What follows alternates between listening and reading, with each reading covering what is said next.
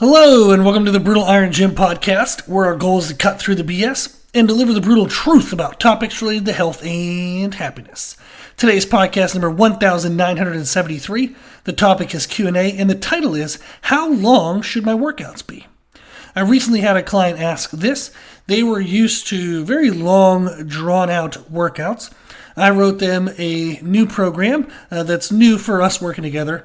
They were surprised because the workout only took them 50 minutes, and they wanted to clarify of like all the goals they had and made sure that I included that into the training.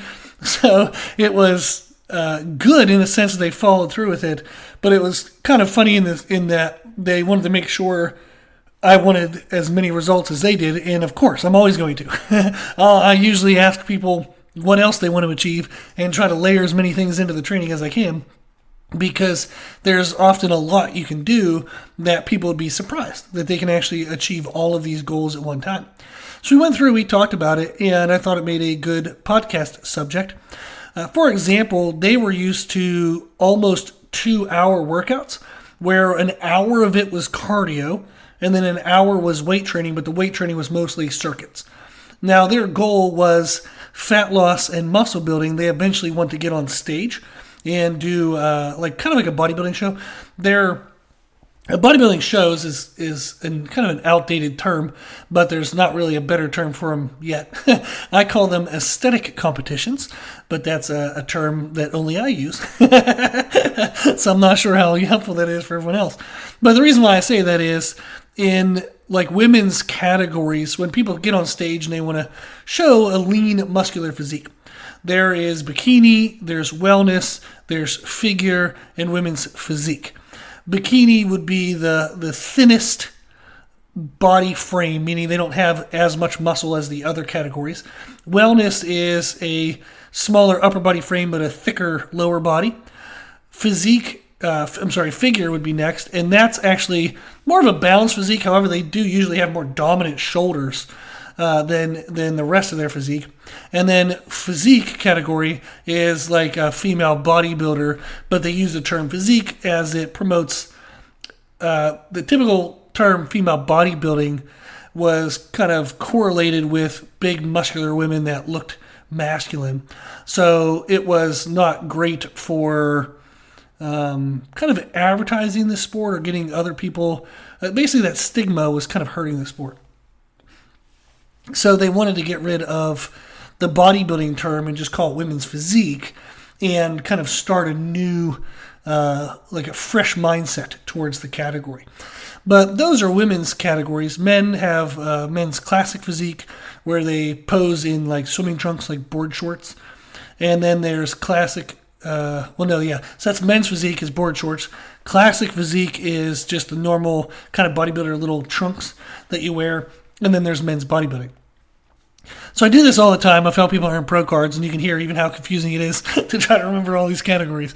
But the term bodybuilding show, I want to make known that it's not just people wanting to build massive muscle and look crazy looking on stage. There's a lot of categories, and a lot of them, and the majority of them, are very aesthetic. They're very aesthetically pleasing. So she would like to do that. She has some body fat to lose for sure, but one of the bigger components is she needs to build more muscle mass. The previous trainer she was working with was really doing just everything you could do to strip muscle off of somebody. An hour of cardio, and she often, she was told to work out fasted. So she would do an hour of cardio fasted, then weight train fasted, and then had a very restrictive diet all day, and basically just destroyed her body in regards to...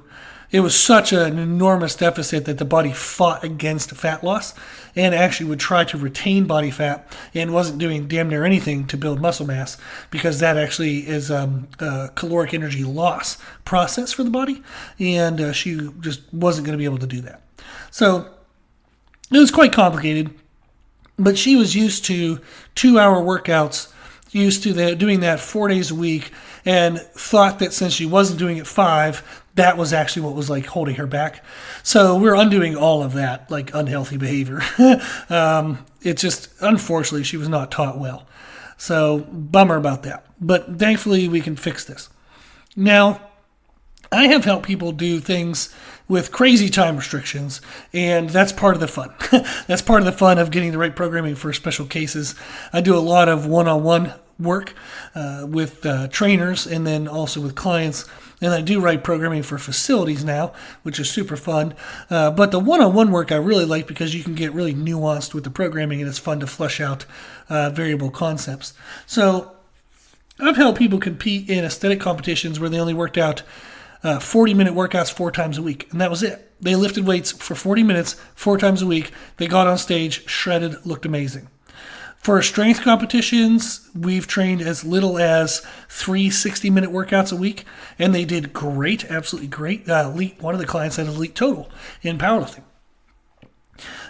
For people who want just good, healthy body composition, they want to be lean with some muscle, healthy blood markers, we've done that with 3 30-minute workouts a week. Now, those are minimums. They're not like the actual recommendations. If you could do more, I would definitely suggest doing more because it allows for more leniency in the other components, such as nutrition, sleep, and stress management. If somebody is very limited in training time, the other elements have to be ridiculously perfect. They really, really, really have to be nuanced down to like the smallest details. When somebody can train more, it gives more leniency for the other elements to not be as regimented and as precise. So I would recommend people train more if they can. So that leads into the question then of, well, how long should your workouts be? How long is long enough? There's a couple things to consider. There's 3 main considerations. You could definitely fine-tune this and get into the weeds with it, but I want to stay a little more elevated so we can get some takeaway home messages and some good conceptual understanding. I don't want to get lost in the details. The 3 main things I would consider are schedule, recovery capacity, and then desired level of outcome. If we look at our schedule, the more often you can train, the shorter the workouts can be. The less often you can train, usually the longer the workouts have to be, or they have to be very intense. They have to be structured extremely well. One of my clients is getting ready for medical residency, and they're wanting to learn how to train for all goals: strength, muscle building, leanness, athleticism, and general overall health. But they want to be able to do that in kind of a minimal manner. So I have her working through these programs now where she'll do a movement preparation kind of warm-up, which takes roughly about 10 minutes. And that can be built into as she's warming up for the main lift of the day, which might be squat, deadlift, bench press, overhead press, whatever main thing we want to do. For example, with squats, if you're a decent level of strength, let's say you're squatting in the high 200s for your working sets, you have kind of warm-ups at the bar, 95 pounds, 135, maybe even like 165 to 185, then 200, 205, 225, somewhere in there. You might have 5-6 warm-up sets. So what I have her doing is like 2 or 3 movement things for preparation to address tight musculature and get her body in the right position for squats. She might have 2 or 3 of those and then do the bar-only couple squats. Then go back to those movement preparation drills, do a second set of those, then go to 95 pounds in the squats. She does the third set of the movement preparation drills, goes up to 135 pounds in the squats. By now she's warmed up, she's ready to go, the muscles are starting to loosen. So then we get into maybe a cueing exercise that we know will help the heavier squats go well. And she'll pair that with the 4th and the 5th warm-up set. And then with the working sets, we would pair non-competing movements. So for example, if we're doing squats, you can actually pair a chest press and a back row, or a back exercise, maybe pull up, pull down, back row. But they're not going to take away from her ability to squat, but they better utilize the rest time that she would need between squats. So we'll do that circuited with the working sets. So the workout is layered in which she's almost always moving, but the intensities are variable. So that way she doesn't burn out too fast, too early in the workout. But by the end, we can have everything we want in, and the workout really only takes maybe 50, 60 minutes in total. And we can actually narrow that down and get it even shorter if we needed to.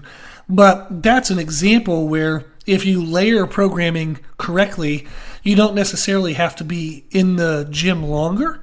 if what you're doing is more well thought through.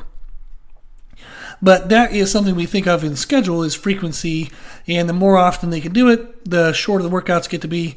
The less often they can work out, the more intense the workouts have to be, or they do have to be longer. Then we think of schedule-wise, are we balancing our workouts with our other demands? So, for example, that client's going to be in medical residency. You might have another client who has, maybe they have a job, but also a second type of job. Maybe they have a lot of family demands. They maybe have just other components in life that they're wanting to work on. So working out and exercise is important to them, but it's not the only thing they have going on. So you have to consider that, blending in the frequency and the length of the workouts so they can still meet the other demands of life. And those are going to be extremely important overall because that contributes to consistency. If you have somebody where the length of the workouts doesn't match their schedule, they're not going to be able to be consistent. They're always going to feel like they're not being able to do the entire workout. They're having to modify the workouts all the time. That makes you feel like you're not doing everything correctly, and that can really shut down motivation. The next thing we would consider is recovery capacity. The better somebody is with nutrition, the less the workouts have to be. So if they're right on top of calories, protein, timing, sugar control, they're timing carbs versus fats correctly throughout the day, your workout stimulus doesn't have to be as intense. Your workout doesn't have to have as many other components to account for the nutritional capacity. But if their nutrition is scattered all over the place, that's kind of a bummer because it's kind of a crapshoot in what to do with training. Is you would love to do higher volume to help burn off any excessive caloric intake, but you'll even know if they're excessive in caloric intake or they're actually insufficient in caloric intake. So then maybe the extra volume is actually counterproductive. You have to reduce the volume, but then the person sees a reduced volume workout. They're like, well, this isn't even enough. I'm not sweating. I'm not exerting myself enough in these workouts. And it's like, well, your nutrition is so far off, and or it has to be so restrictive because maybe they want a big fat loss goal or they have a short time frame on a goal. So it's really hard to program whenever nutrition is unknown. You have to just kind of take a shot in the dark and see how the body responds, then adjust from there. But nobody likes that responsive phase because if it responds where it wasn't perfect, you have to go through the process of adjusting that. Then sleep. If somebody has poor sleep, you can't train as much, as intensely, so therefore their progress has to happen slower. If they have high unchecked stress, same thing. You have to have lower intensity, lower frequency. You have to have slower progress because you just have less of a capacity of what the body can manage properly and make positive adaptation to. If they're highly stressed, their body is already very busy. You can't push a lot of adaptation in a highly stressed body. Then there's also workout skill. If they're very good at technique, that means they're going to minimize connective tissue stress, minimize kind of other muscles being annoyed or destroyed during the workout. If somebody, for example, isn't very proficient in deadlift technique, their lower back is going to be more exhausted, fatigued from deadlift workouts. Therefore, you have to reduce lower back involvement in other movements. Therefore, you might have to bring down the volume and the intensity of squats until their deadlift technique is better. Therefore, you're always going to be slower progressing in squats because you're waiting for the deadlift technique to improve. So technical proficiency is a significant component to workout intensity and volume. And then also mind-muscle connection and their ability to maximize the efficiency of each working set. The less efficient they are, the more working sets they need. The more efficient they are, the less working sets they need. And that would play with workout length. Sometimes workouts need to be longer. If the person isn't very in tune with maximizing efficiency in their working sets, you can tell like they're trying their best, but it's not near what the body is actually capable of. So you have to have more and more and more sets to create the intensity and the damage that you need. Whereas if somebody's very in tune with intensity and maximizing efficiency, they might only need 1 or 2 working sets per exercise, and then they can move on. But those components, you think of recovery capacity, nutrition, sleep, stress, and workout skill, will all come into play with how long workouts need to be. So those are factors to consider. And then we look at the third thing is the desired level of outcome. If somebody wants a pro card, if they want an elite total, they're probably going to have to spend more time in the gym, or they have to have very purposeful, very intentional programming where it's multi-layered, everything is right on point.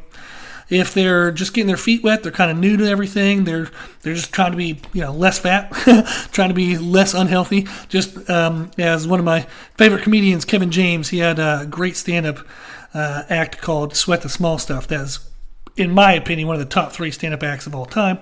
I'll stand by that if you want to check that out.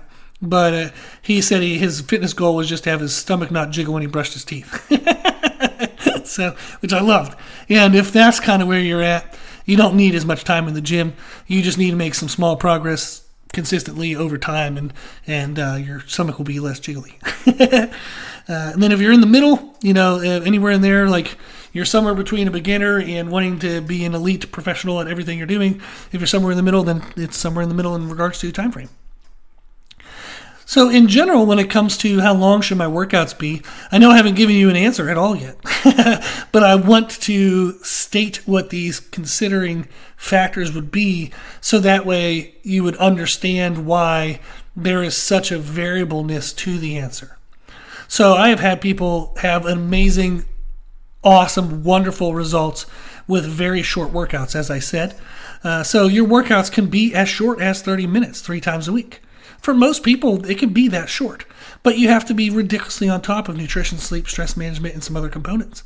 If you don't want to have to be as tight on that, then training more would be helpful. So maybe instead of 3 30-minute workouts a week, you can do 3 60 minutes, or 4 30 minutes, or 5 30 minutes, or 4 40 minutes, somewhere in there.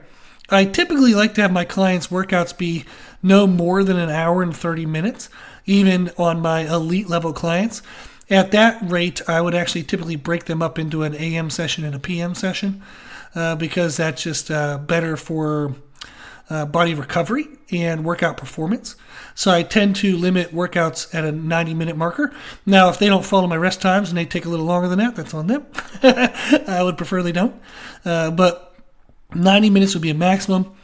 What's the minimum? Hell, I'd like 0. Like if you do one set of 10 push-ups, a set of 10 bodyweight squats, that's better than nothing. So there is no minimum. Literally anything above nothing is good because it moves the ball. It moves things forward very slowly, but it still moves them forward. So the minimum is anything above nothing. The maximum, I would say, is 90 minutes. If you're going longer than 90 minutes with weight training, obviously if you're going for runs or some other things like that, you might be longer than 90 minutes. But if you're doing weight training, I would probably break up your sessions. Like when I work with CrossFit athletes to go to the CrossFit Games, we'll often break their workouts into subsections and variable times of the day rather than some, god-awful 2-hour, 3-hour kind of group workout. Now, in general, what we look for is what can you be consistent with?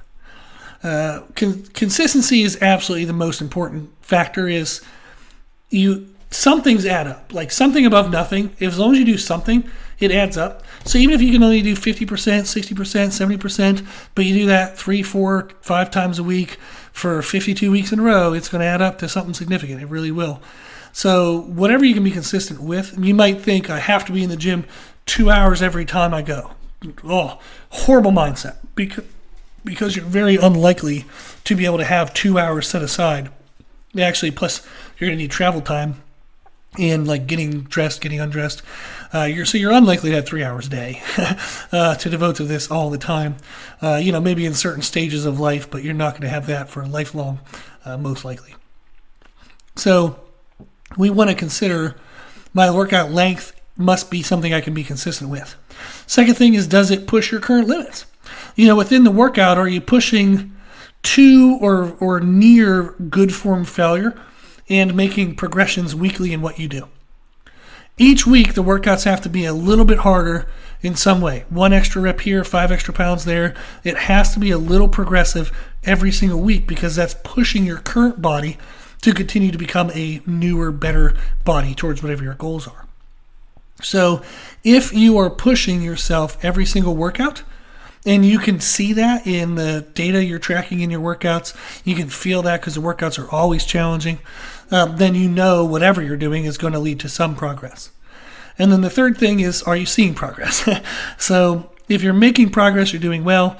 If you're not making progress, before you add more time to your workouts, I would first look at the efficiency and the conceptual programming structures that you're using. Make sure that your training is maximizing the time that you have first before you think about adding more time. So in general, how long should your workouts be?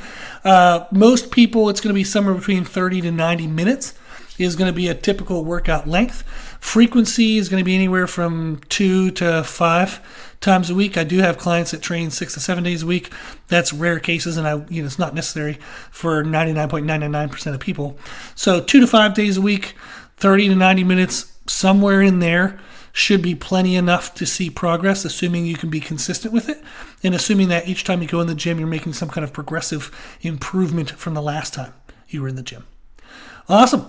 Well, if you have any questions, if you need anything, check out our website, www.brutalirongym.com. We have free information on there for nutrition and training. I have all the services available. If you want to work with me for anything, you can always shoot me a message. On the bottom of the homepage is a contact form. You can send me a message anytime you want, whether it's a request for the podcast, feedback for the podcast, questions, anything you need. I hope that you always feel encouraged and welcomed to reach out. If you like the podcast, please share the podcast. If you like the podcast, please consider donating to support the podcast, which you can do on our website. Also, if you like the information we share in the podcast, you can find more from us on our social media channels. You can find us and follow us on Instagram and YouTube under the name Brutal Iron Gym. As always, I hope this was helpful, and thank you for listening.